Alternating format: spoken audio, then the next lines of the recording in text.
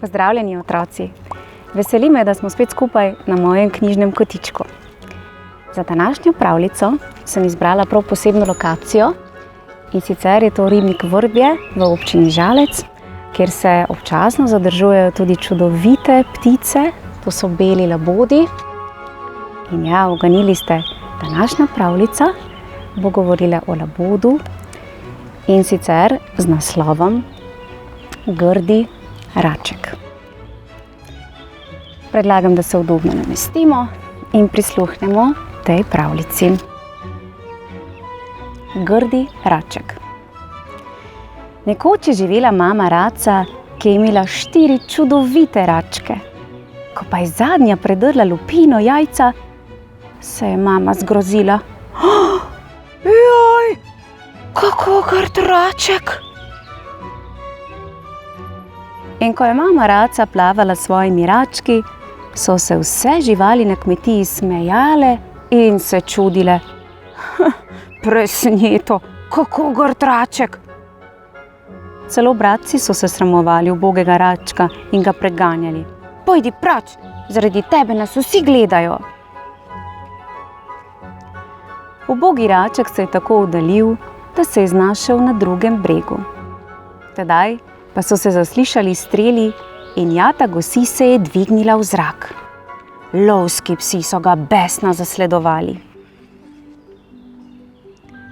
Pobegnil jim je, ker pa ni imel kam iti, je hodil naprej. In prišla je zima. Živali iz gozda so ga sočutno opazovale, ko so videle, kako ga zebe. Snežilo je in raček se je zatekel v star sod, kjer ga je našla dobra žena s svojim psom. O, božček, kako grd in potegnjen je! In gospa ga je odpeljala domov.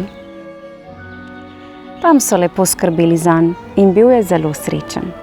Vsi so ga imeli radi, razen ljubosumnega mačka.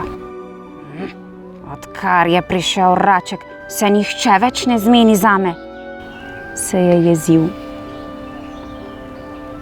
Prišla je pomlad.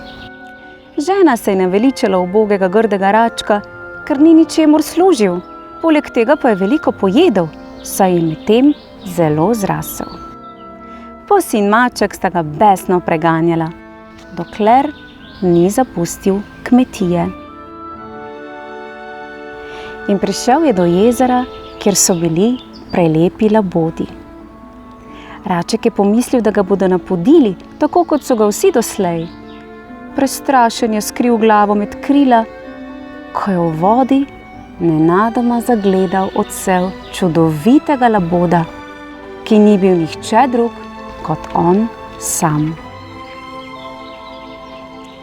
Labodi so vzleteli in grdi raček se jim je pridružil. In ko so leteli nad njegovo kmetijo, kjer je nekoč živel, so živali na kmetiji pogledale proti nebu in vzkliknile: kako čudoviti labodi! Kako? Vam je bila pravljica všeč? Meni je bila zelo všeč.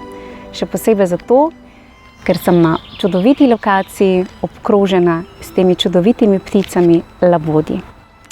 In če bi še kdaj želeli prisluhniti kakšni pravljici, potem ni dvoma, pridružite se mi na mojem knjižnem kotičku, ker bom vsakodnevno pripravila še več novih pravljic.